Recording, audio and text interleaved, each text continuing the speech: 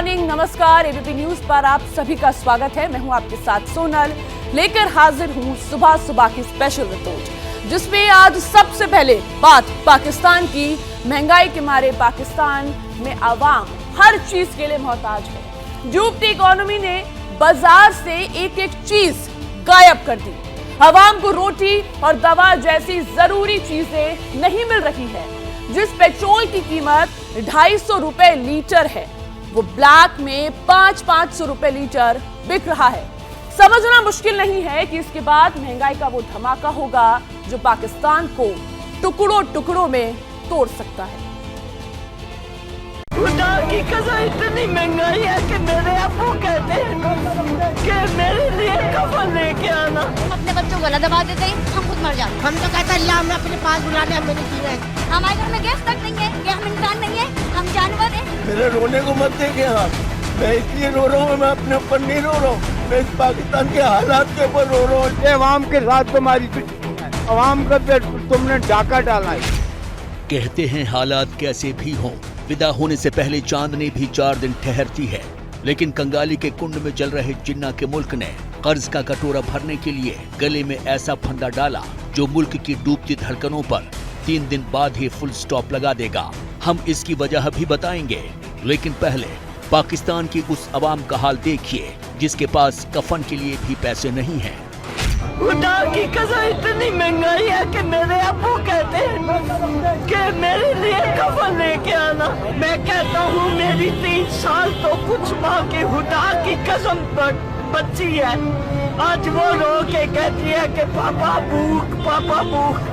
4 दिन से एक टाइम नहीं, 2 नहीं, 3 नहीं, 4 दिन से 12 टाइमों से खुदा की कसम बच्ची से लेकर अबू तक सारे घर में भूखे हैं। मैं नवासे और सुबासे हुकूमत से यही गुजारिश करूंगा कि 2000 रुपया तो आप लोग कहते हो हम देंगे, उसमें 5-6 हजार रुपया और डाल लो।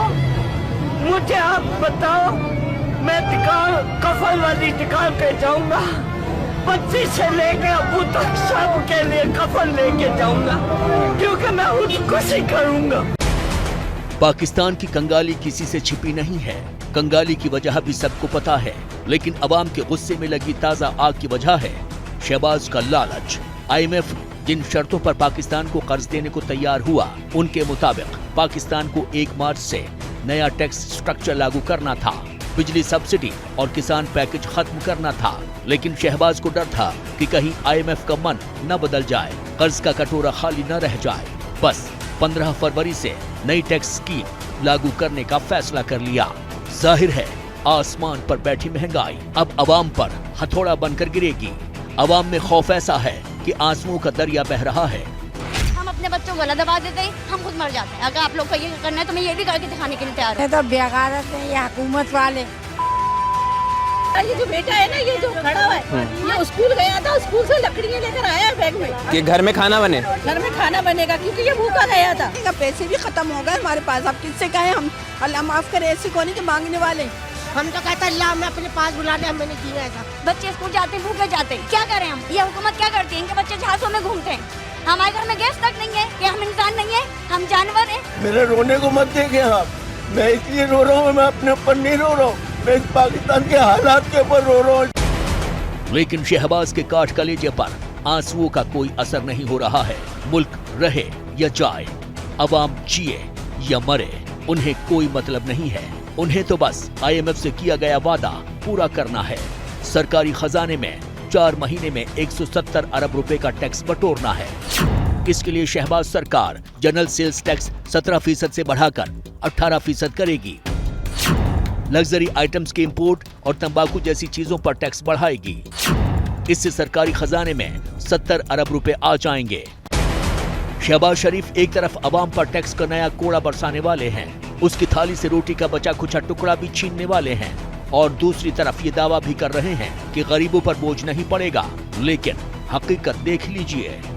इस बात का तयन कैसे किया जाएगा? उमर ये बताइए कि कौन अमीर है, कौन गरीब है, किस तरह से वो लकीर खींची जाएगी कि किसने कितना कमाया, कितना नहीं कमाया, और क्या टैक्स अमीरों पर लगेगा और गरीबों पर नहीं लगेगा?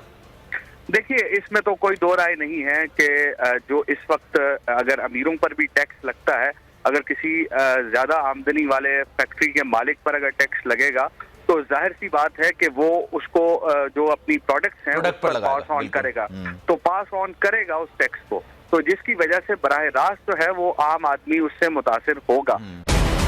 पाकिस्तान में लागू होने जा रही नई टैक्स स्कीम के दायरे से पेट्रोल और डीजल भी नहीं बचने वाले। पाकिस्तान में अभी पेट्रोल का सरकारी रेट 250 रुपए लीटर है और ब्लैक में ये कहीं 500 रुपए लीटर भी बिक रहा है। लेकिन जब शहबाज इस पर टैक्स बढ़ाएंगे तो भाव कहां पहुंचेगा और अंजाम क्या होगा, ये भी देख लीजिए।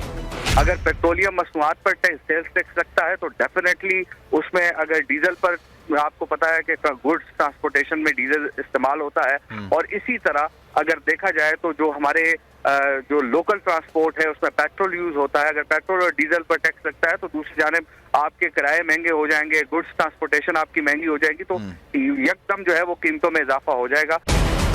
अवाम पर महंगाई का गोला दागने के बाद पाकिस्तान को कर्ज के तौर पर IMF से 1 अरब 20 करोड़ डॉलर की किस्त मिल सकती है। लेकिन पाकिस्तान के एक्सपर्ट्स कह रहे हैं कि कर्ज लेकर ऐश करने वाले रहनुमा मुल्क को खुदकुशी की तरफ धकेल रहे हैं। जितने बैरूनी दौरे हुए हैं, मुझे आप रिकॉर्ड बता दीजिए पाकिस्तान की तारीख का, पिछले चंद महीने में जो बैरूनी दौरे काबीना का साइज बढ़ाया गया, गैर जरूरी अखराजात किए गए, शाहाना अखराजात किए गए। तो जब आप ये बात कर रहे हैं कि जी मईशत तबाह बर्बाद है, हमारी हालत खराब है, हम IMF के पास घुटनों के बुल गए हैं, जो शराइत मानी है वो पाकिस्तान की सलामती के खिलाफ है, पाकिस्तान के जौहरी प्रोग्राम के खिलाफ है, पाकिस्तान की मईशत के खिलाफ है, पाकिस्तान के 23 करोड़ आवाम के खिलाफ है। यहाँ जिक्र उस अवाम का है जिसके पास न अनाज है, न किताब है, न दवा है, न इलाज है, ले देकर चाक गिरेबां बचा है। शहबाज उसके भी रेशे उधेड़ लेने पर अड़े हुए हैं। गरीब आदमी कहाँ जाए, अब उन्होंने हेल्प कार्ड भी बंद कर दिया है।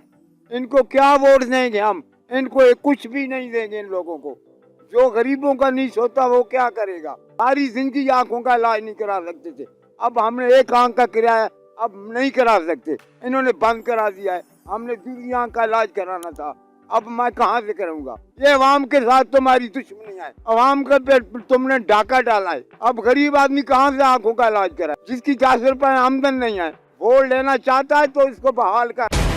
पाकिस्तान की अवाम दाने दाने को तो पहले से ही मोहताज है और हालात इशारा कर रहे हैं कि अब रोटी के लिए कत्लेआम का राउंड 2 भी जल्द ही शुरू हो सकता है, क्योंकि मंगलवार से अवाम को आटा भी मयस्सर नहीं होने वाला।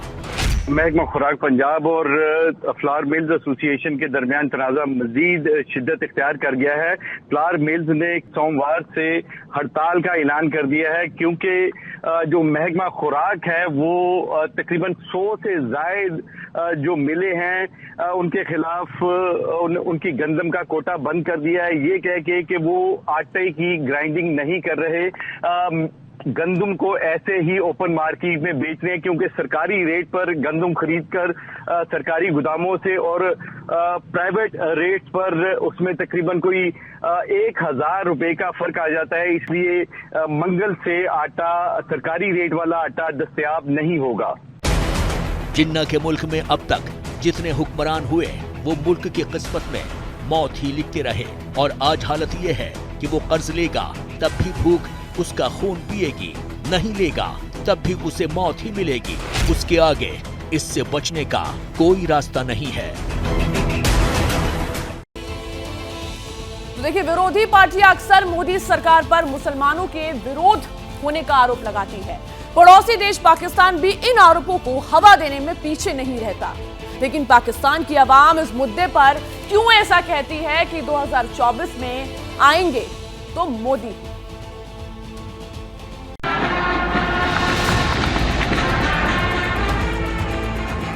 केंद्र की मोदी सरकार और मुसलमानों के बीच रिश्ते का मुद्दा अक्सर मीडिया में सुर्खियां बनता रहा है। आमतौर पर चुनावों के दौरान मुस्लिमों के लिए सरकार के नजरिए तमाम सवाल भी उठाते हैं, जिनकी चर्चा देश से लेकर विदेशों तक होती है। शुक्रवार को भी जब पीएम मोदी दाऊदी बोहरा समुदाय के कार्यक्रम में हिस्सा लेने मुंबई पहुंचे तो एक बार फिर मोदी और मुसलमान के इस मुद्दे ने अपना सिर उठा लिया। बेहद अहम माने जाने वाले मुंबई के नगर निकाय चुनाव से पहले पीएम मोदी ने शहर के सबसे प्रभावशाली समुदायों में से दाऊदी बोहरा मुसलमानों के एक शैक्षणिक संस्थान के नए परिसर का उद्घाटन किया।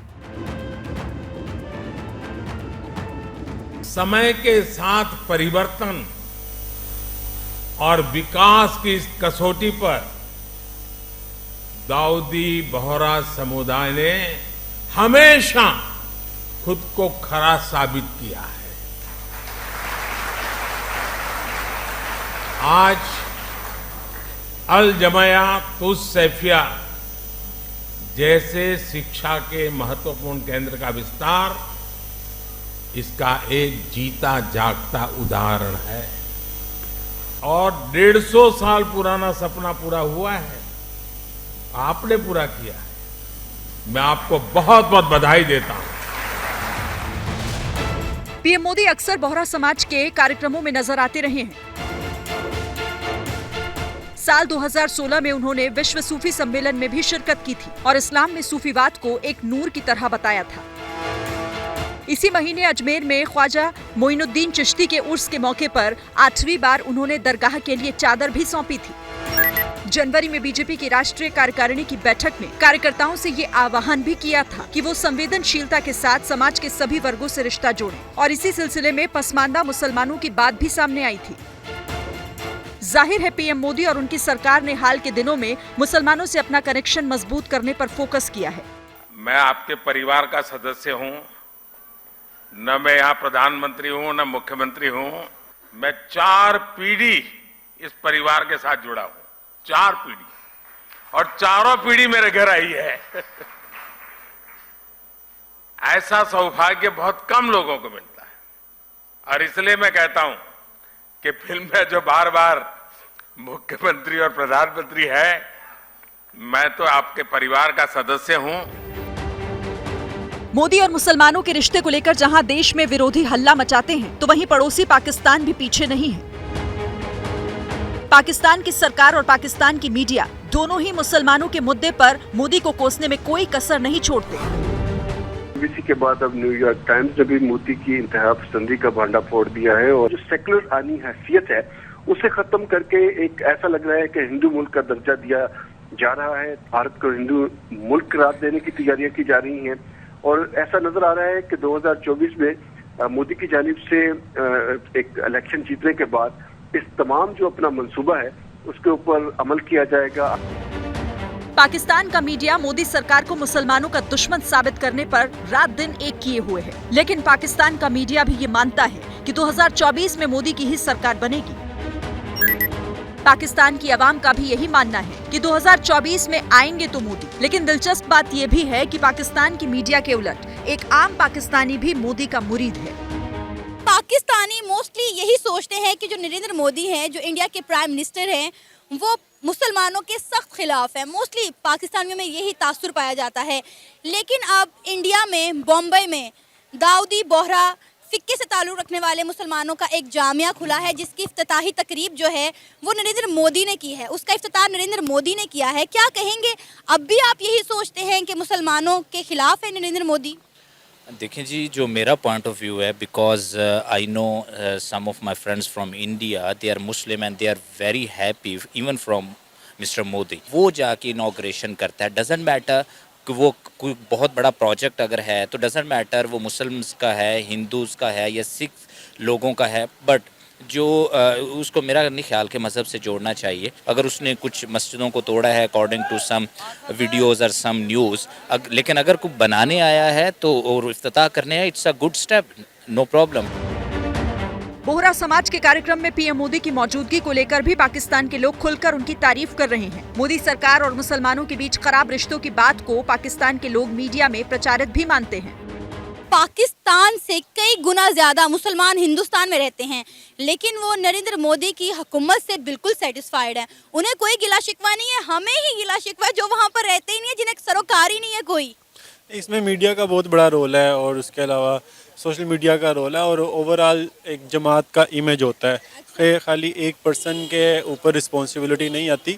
अगर हम इंडियन मोदी के ख़राब बोलते हैं तो बेसिकली हम उनके जो पॉलिटिकल पार्टी है उसके एजेंडा के अगेंस्ट बोल रहे हैं, क्योंकि उनका जो पॉलिटिकल पार्टी का एजेंडा है वो एंटी मुस्लिम है। और बेसिकली किसी एक पर्सन से किसी को कोई नफरत या कोई इस तरह की चीज़ नहीं है। जाहिर है पाक मीडिया और सरकार के उलट पाकिस्तान के आम लोग पीएम मोदी के मुरीद नजर आते हैं, लेकिन पाक मीडिया की तरह ही एक आम पाकिस्तानी भी यही मानता है कि 2024 के चुनाव में एक बार फिर जीतेंगे मोदी।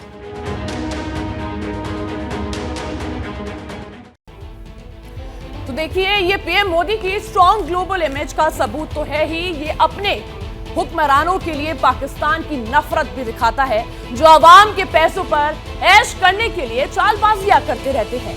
मुल्क की बेहतरी पर ध्यान देने की जगह को साजिशों के जाल बुनते रहते हैं, लेकिन ये धोखेबाजी इस बार पाकिस्तान पर भारी पड़ गई। जा रहा है कि 15 तारीख तक पेट्रोल की प्राइस में 50 रुपए इंक्रीज आने वाला है और पेट्रोल की प्राइस जो है वो 300 रुपए होने वाली है। क्या कहना क्या है, हमारे हुक्मरान हमारे नहीं है तो हम क्या कर सकते हैं। कोई बाहर चला जाता है, कोई कहीं पे भाग जाता है पैसे लेके, कोई मनी लॉन्ड्रिंग के केस में है। हम तो परेशान है, गरीब आवाम किधर जाए। हम खुद हर चीज़ को देख रहे हैं, दिन ब दिन हर चीज़ का रेट बढ़ता जा रहा है। बहुत परेशानी, गरीब आदमी किधर जाए। अवाम के गले में महंगाई का फंदा। जिंदगी बदतर गुजर रही है। महीना यकीन करें ऐसा गुजर रहा है कि एक एक रुपए के लिए इंसान परेशान हो रहा है। रोजाना डेली का 350 का पेट्रोल डलता है। पेट्रोल का अकाल, जिन्ना लैंड का बुरा हाल। हुआ बंदा 30,000 रुपए कमा रहा है, डालों में नहीं घूमते, सरकारी पेट्रोल पे नहीं घूमते, हक हलाल का खाते हैं, हक हलाल का कमाते हैं। कोई करके तो देखे हमारी तरह गुजारा। मैं इस महंगाई में उसके साथ कदम मिला के चलूंगा। 200 पे पेट्रोल, 1000 पे कर दो पेट्रोल, वो गुजारे हमारी तरह जिंदगी, हम 1000 पे भी डलवाएंगे फिर पेट्रोल। कोई ऐसा सगा नहीं जिसे पाकिस्तान ने ठगा नहीं। मुझे लग रहा है कि मुल्क डिफॉल्ट की तरफ जा रहा है। मुल्क का कोई आगे कोई नजर नहीं आ रहा रास्ता वगैरह कोई आगे। सागदार साहब भी कह रहे कि पाकिस्तान का अल्लाह ही हाफिज है। हुक्मरानों ने पाकिस्तान को ठगा, पाकिस्तान की गरीब और बेबस अवाम को ठगा, और ठगी के खेल में ऐसा डूबे कि जिस रूस ने मदद का हाथ बढ़ाया था उसके साथ भी डबल गेम कर गए। वो भी तब जब पाकिस्तान खुद आखिरी सांस गिन रहा है। मरते पाकिस्तान को बचाने के लिए शहबाज को आटा चाहिए, चीनी चाहिए, दवा चाहिए, पेट्रोल चाहिए, लेकिन इनके लिए डॉलर चाहिए। लेकिन डॉलर के लिए कटोरा लेकर निकले शहबाज को हर दरवाजे से खाली हाथ लौटना पड़ा। गाढ़े वक्त में रूस ने मदद का भरोसा दिया, लेकिन मॉस्को और इस्लामाबाद के बीच सस्ते तेल की डील फाइनल होने से पहले ही रूस की पीठ में छुरा घोंप रहे पाकिस्तान का भांडा फूट गया।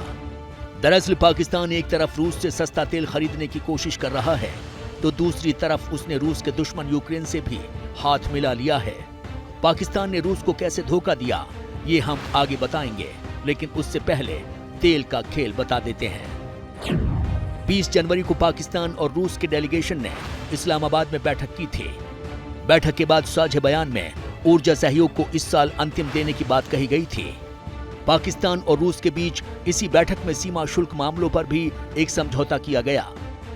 ये डील फाइनल होती इससे पहले ही पाकिस्तान की कारस्तानी पर बहुत बड़ा खुलासा हो गया। जियोपॉलिटिक की रिपोर्ट के मुताबिक पाकिस्तान एक तरफ रूस से सस्ता तेल खरीदने की तैयारी कर रहा है, तो दूसरी तरफ उसके कट्टर दुश्मन यूक्रेन को हथियार भी सप्लाई कर रहा है।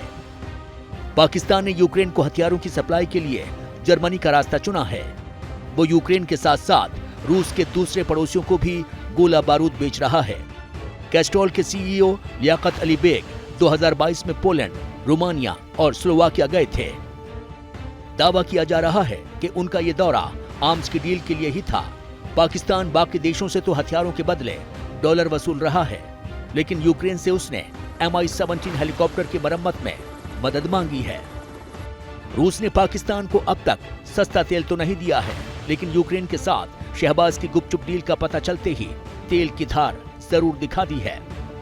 भारत में रूस के राजदूत डेनिस अलीपोव ने कंफर्म किया है कि रूस अब पाकिस्तान की हरकतों पर नजर रख रहा है। खबर यह भी है कि पुतिन ने पाकिस्तान को सबक सिखाने के लिए उस पर बकाया वसूली का प्रेशर बढ़ा दिया है। नतीजा ये है कि पाकिस्तान अब रूस से दूरी बना रहा है।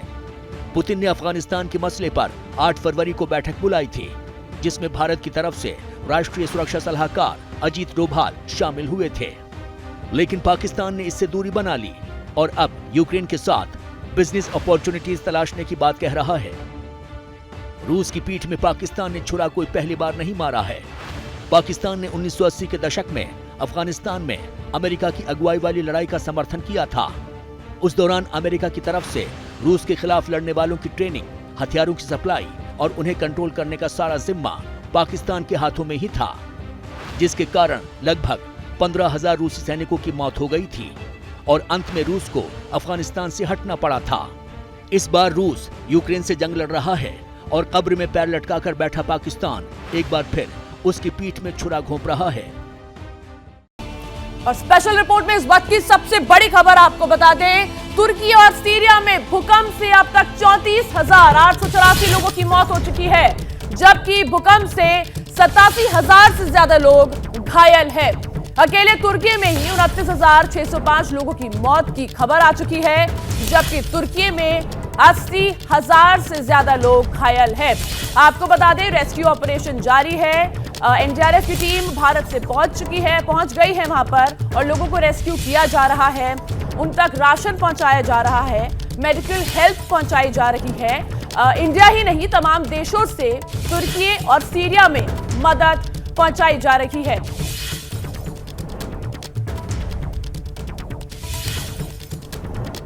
और एक बड़ी खबर आपको बता दें, तुर्की में राहत और बचाव का काम अभी भी जारी है।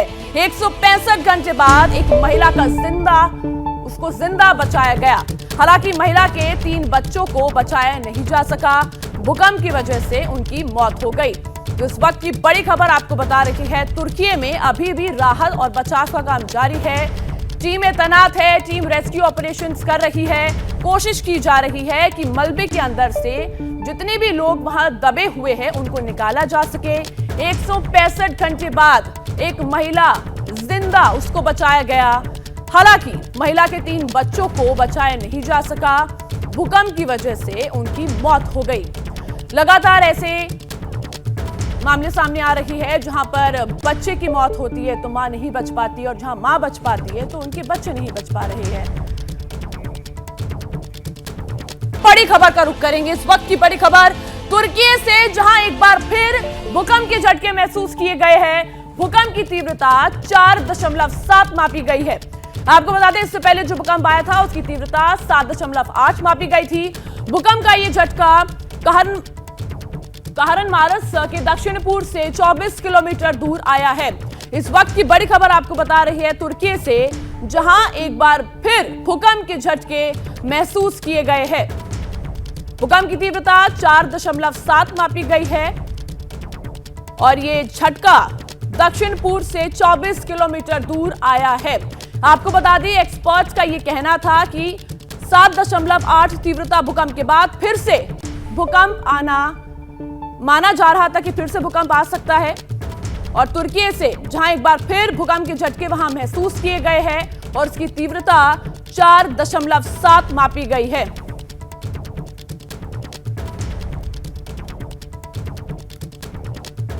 और सीधा एक और बड़ी खबर आपको बता दें जो अमेरिका से आ रही है, जहां पे संदिग्ध ऑब्जेक्ट दिखने के बाद अब ताइवान ने बड़ा दावा किया है।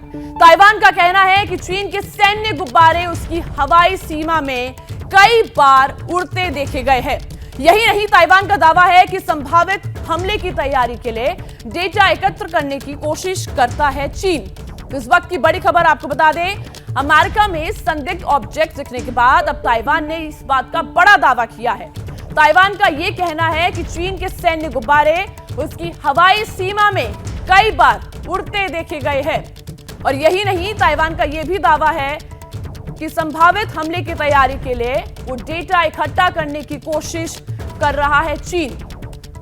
तो लगातार एक के बाद एक मामले सामने आ रही है।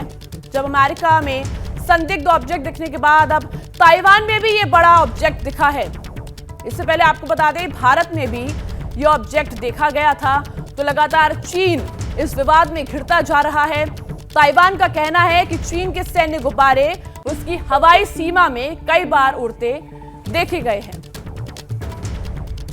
और स्पेशल रिपोर्ट में सीधा बड़ी खबर का रुख करेंगे जो मुंबई से आ रही है, जहां पे आईआईटी पवई में एक छात्र ने खुदकुशी कर ली है। हॉस्टल की 7वीं मंजिल से कूदकर छात्र ने खुदकुशी की है। छात्र अहमदाबाद का रहने वाला था और पवई आईआईटी से बीटेक कर रहा था। तो इस वक्त की बड़ी खबर मुंबई से, जहां पर आईआईटी पवई में एक छात्र ने खुदकुशी कर ली है। हॉस्टल की 7वीं मंजिल से कूदकर छात्र ने सुसाइड कर लिया है। छात्र अहमदाबाद का रहने वाला था और पवई आईआईटी से बीटेक कर रहा था। तो आपको इस वक्त की बड़ी खबर हम बता रही है जो मुंबई से आ रही है, जहां पर आईआईटी के छात्र ने खुदकुशी कर ली है। आईआईटी पवई का स्टूडेंट 7वीं मंजिल से कूद गया और उसने खुदकुशी कर ली। अहमदाबाद का रहने वाला था छात्र, आईआईटी पवई में पढ़ने आया था, बीटेक कर रहा था, लेकिन अभी ये पता नहीं चल पाया कि किस कारण की वजह से उसने खुदकुशी की है। तो हॉस्टल की 7वीं मंजिल से कूदकर छात्र ने खुदकुशी कर ली है। छात्र अहमदाबाद का रहने वाला था और पवई आईआईटी से बीटेक कर रहा था।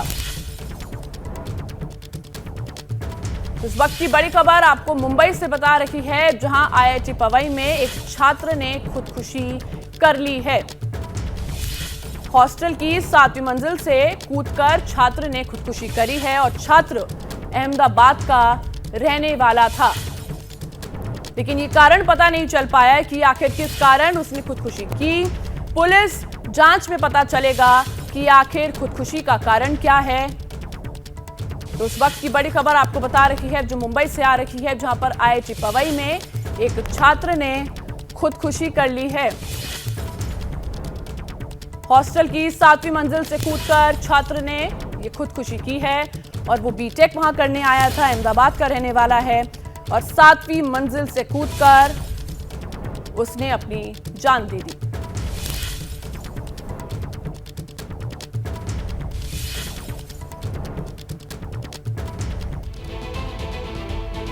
और एक और बड़ी खबर आपको बता दें, बेंगलुरु में एरोस्पेस 2023 का आज प्रधानमंत्री मोदी उद्घाटन करेंगे। 5 दिन तक चलने वाले इस एरो शो में 80 से ज्यादा देश हिस्सा लेंगे। रक्षा मंत्री राजनाथ सिंह ने इसे एशिया का सबसे बड़ा शो बताया है। तो इस वक्त की सबसे बड़ी खबर आपको बता रही है, बेंगलुरु में एरोस्पेस 2023 का आज प्रधानमंत्री मोदी उद्घाटन करेंगे। 5 दिन तक चलने वाले इस एरो शो में 80 से ज्यादा देश हिस्सा लेंगे। आपको बता दें, रक्षा मंत्री राजनाथ सिंह ने इसे एशिया का सबसे बड़ा शो बताया है। तो लगातार प्रधानमंत्री मोदी एक के बाद एक काफी चीजों का उद्घाटन कर रहे हैं और इस बीच ये बड़ी खबर कि बेंगलुरु में एरोस्पेस 2023 का आज प्रधानमंत्री मोदी उद्घाटन करेंगे। 5 दिन तक चलने वाले इस एरो शो में 80 से ज्यादा देश हिस्सा लेंगे और आपको बता दें, रक्षा मंत्री राजनाथ सिंह ने इसे बताया है एशिया का सबसे बड़ा शो। तो ये बड़ी खबर, बेंगलुरु में एरोस्पेस 2023 का आज पीएम मोदी उद्घाटन करेंगे और ये शो 5 दिन तक चलने वाला है और इसमें तकरीबन 80 देश हिस्सा लेंगे। और राजनाथ सिंह जो रक्षा मंत्री है, उन्होंने इसको एशिया का सबसे बड़ा शो बताया है।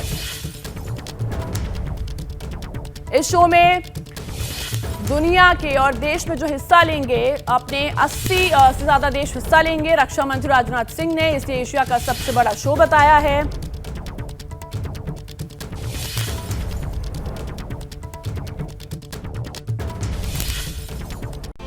तो देखिए, समंदर से लेके आसमान तक कैसे चीन ने अपनी जासूसी का तंत्र जाल फैला रखा है और इसकी सबसे ताजा मिसाल है चीन का स्पाई बलून। चीन के स्पाई बलून के रडार पर कैसे भारत भी है, देखिए हमारी इस खास रिपोर्ट में।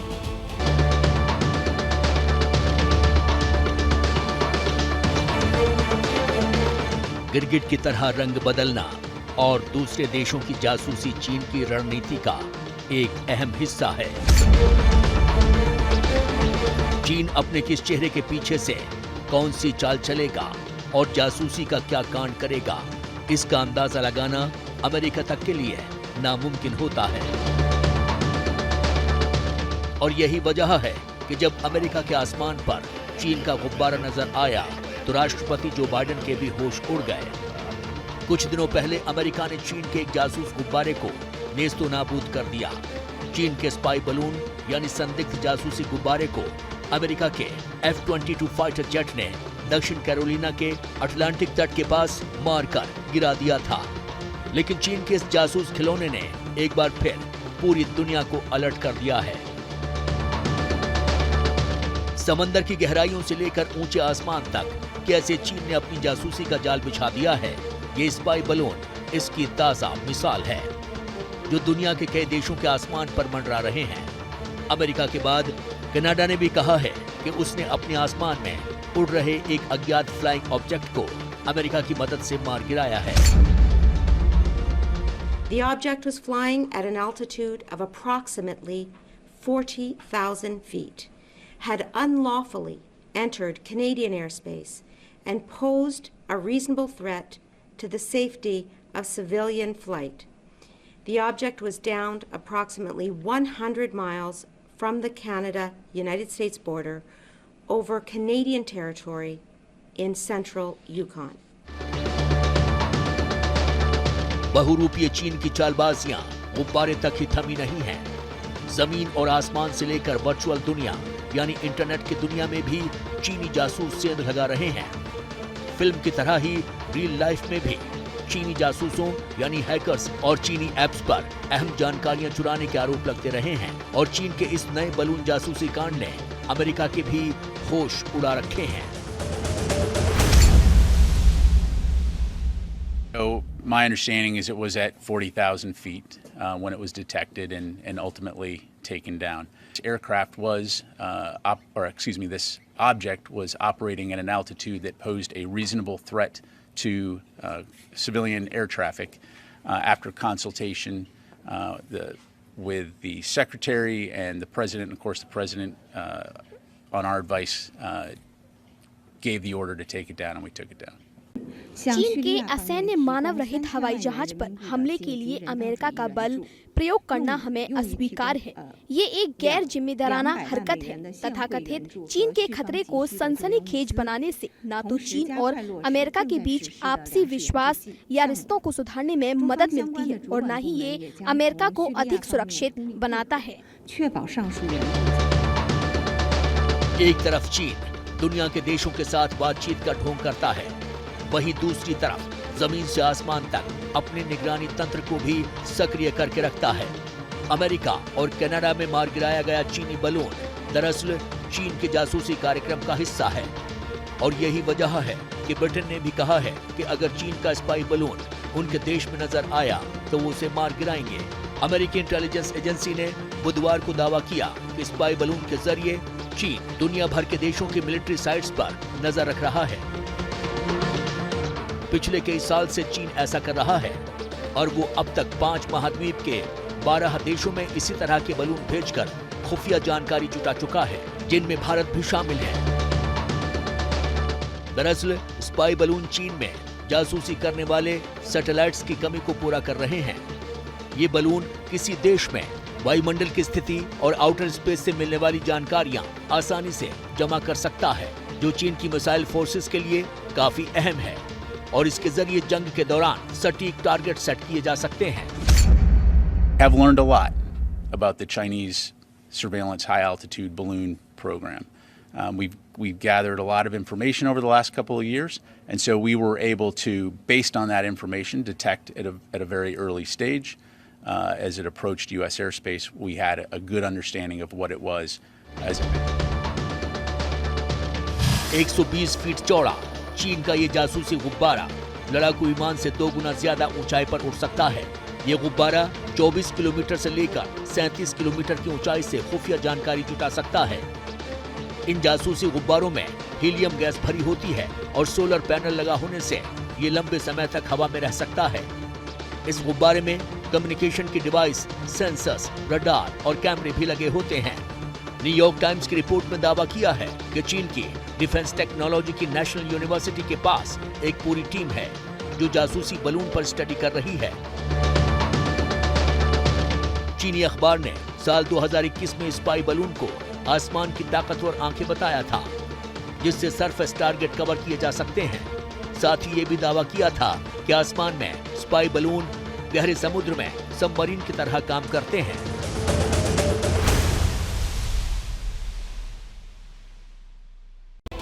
और स्पेशल रिपोर्ट में आज के लिए इतना ही।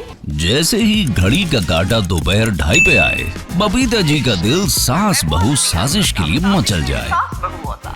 और ये है इनकी बहू, पूरे दिन ऑफिस की टेंशन हो जाए गॉन जब ये करें अपना फेवरेट शो फ्री टाइम पे ऑन। इनकी तरह आप भी देखें अपना फेवरेट शो अपने टाइम पर और डाउनलोड कीजिए ABP लाइव ऐप अपने स्मार्ट टीवी पर।